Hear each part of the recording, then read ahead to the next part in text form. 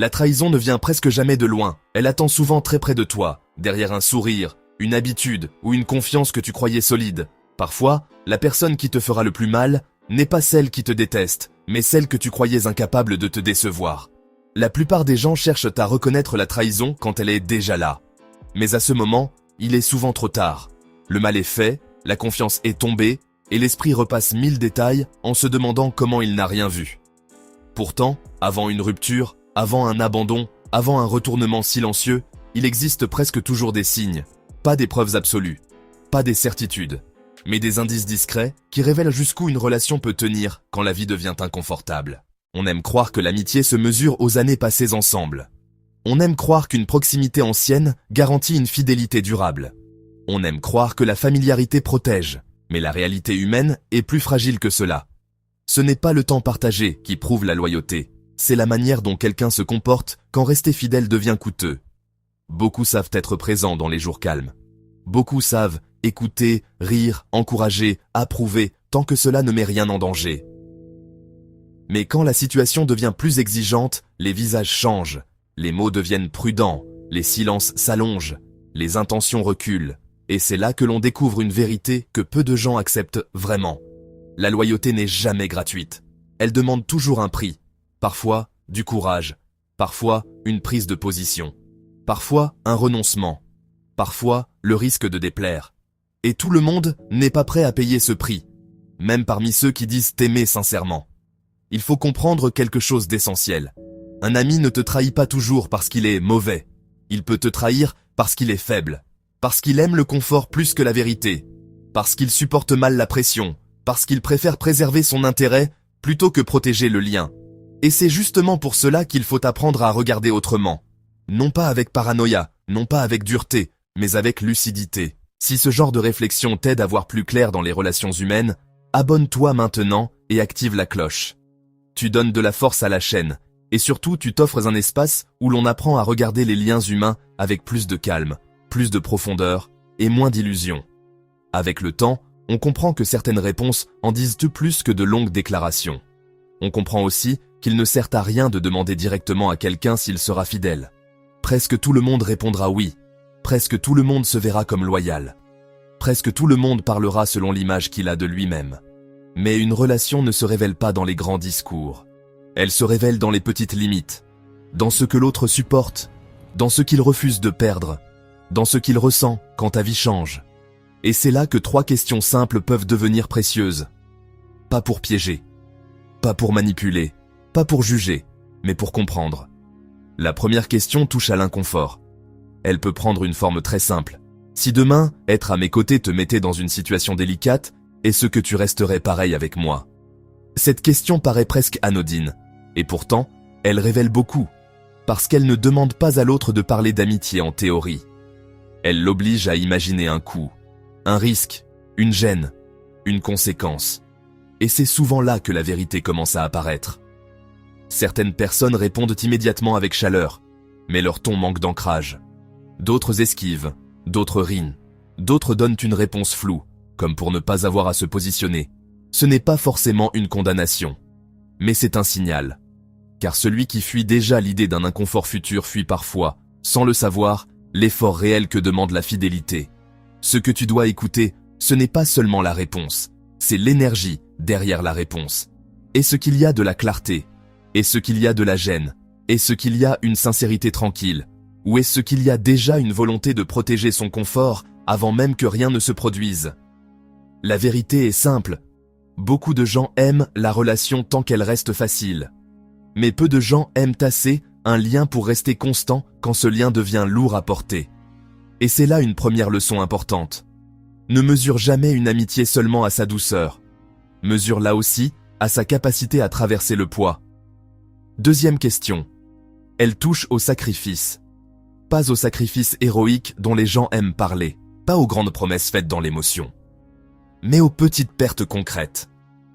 Tu peux demander quelque chose comme « Qu'est-ce que tu ne serais jamais prêt à perdre, même pour quelqu'un que tu apprécies profondément ?» Cette question est redoutable, parce qu'elle révèle la hiérarchie réelle des valeurs. Certains diront leur tranquillité, d'autres leur réputation, d'autres leurs opportunités, d'autres encore leur position. Et dans ces réponses, il y a déjà une frontière. Pas une frontière morale. Une frontière humaine. Chacun a ses priorités. Chacun a ses peurs. Chacun protège certaines choses avant les autres. Le problème ne vient pas de là. Le problème vient du fait qu'on attend parfois d'un ami une loyauté qu'il n'a jamais été capable d'assumer intérieurement. On lui prête une profondeur qu'il n'a peut-être jamais promise. On imagine qu'au moment décisif, il choisira le lien, alors qu'en réalité, il choisira ce qu'il a toujours choisi, sa sécurité, sa image, sa paix immédiate, son intérêt. Et il ne faut pas forcément le haïr pour cela, il faut juste le voir clairement, parce qu'une douleur immense naît souvent d'une illusion prolongée. La trahison n'est pas toujours la découverte d'un monstre. C'est souvent la découverte d'une limite qu'on refusait de regarder. Et c'est une phrase qu'il faut garder en soi. On souffre moins des limites que l'on connaît, que des illusions que l'on entretient. La troisième question est, peut-être la plus subtile. Elle concerne ton évolution. Car beaucoup d'amitiés ne se brisent pas dans le conflit. Elles se fissurent dans le décalage. Quand l'un avance, change, mûrit, ose, grandit, et que l'autre ne sait plus où se placer. Tu peux alors poser une question simple. Si ma vie change beaucoup dans les prochains mois, qu'est-ce que cela t'inspirerait vraiment? Là encore, observe. Certains se réjouissent avec une évidence désarmante. Ils ne ramènent pas le sujet à eux. Ils ne diminuent pas ton élan. Ils ne cherchent pas à refroidir ton mouvement. Ils accueillent ton changement sans s'y sentir menacés. Mais d'autres deviennent vagues. D'autres ironisent. D'autres déplacent la conversation. D'autres parlent de prudence alors qu'ils parlent en réalité de peur. Et parfois, derrière un conseil raisonnable, se cache une gêne plus profonde. La gêne de te voir devenir quelqu'un qu'ils ne contrôlent plus. La gêne de sentir que la relation devra se rééquilibrer. La gêne de comprendre que ton évolution pourrait révéler leur immobilité. Il faut être très lucide sur ce point. Certaines personnes t'aiment, mais seulement dans la version de toi qui les rassure. Certaines personnes t'apprécient, mais pas assez pour supporter ton expansion. Certaines personnes aiment le lien, tant que le lien ne les oblige pas à se repositionner. Ce n'est pas forcément de la méchanceté. C'est parfois une fragilité, un manque de maturité, une comparaison silencieuse. But cela suffit à fragiliser profondément une relation. Alors, que faire avec ces trois questions? Il ne s'agit pas de transformer chaque relation en enquête. Il ne s'agit pas de vivre dans la méfiance. Il ne s'agit pas de soupçonner tout le monde. Il s'agit de sortir d'une naïveté dangereuse. Il s'agit de donner sa confiance avec plus de conscience. Il s'agit de comprendre que toutes les relations n'ont pas la même profondeur, ni la même résistance, ni la même fonction dans une vie. Il y a des personnes pour les jours simples. Il y a des personnes pour les joies légères. Il y a des personnes pour les conversations de surface. Et il y a, plus rarement, des personnes capables de traverser avec toi les zones difficiles, les virages risqués, les périodes où ton nom, ton image ou ta situation deviennent moins confortables à porter. La maturité relationnelle commence quand tu cesses d'attendre de tout le monde la même chose. Quand tu arrêtes de confier les parties les plus précieuses de toi à ceux qui n'ont pas montré qu'ils savaient les porter. Quand tu comprends que respecter un lien, ce n'est pas tout lui donner. C'est lui donner à la bonne mesure. Ni trop peu. Avec justesse. Et il y a aussi une autre vérité, plus exigeante encore. Avant de te demander qui pourrait te trahir, demande-toi quel ami toi-même tu es devenu. Es-tu capable de rester quand cela devient inconfortable? Es-tu capable de perdre un avantage pour protéger un lien? Es-tu capable d'accompagner quelqu'un qui change sans le freiner, sans le jalouser, sans te sentir diminué? Car la loyauté n'est pas seulement une attente. C'est une discipline intérieure, une manière d'habiter ses engagements, une façon de rester droit quand la facilité invite à reculer. Au fond, la vraie paix ne vient pas du fait d'être entouré par beaucoup de monde.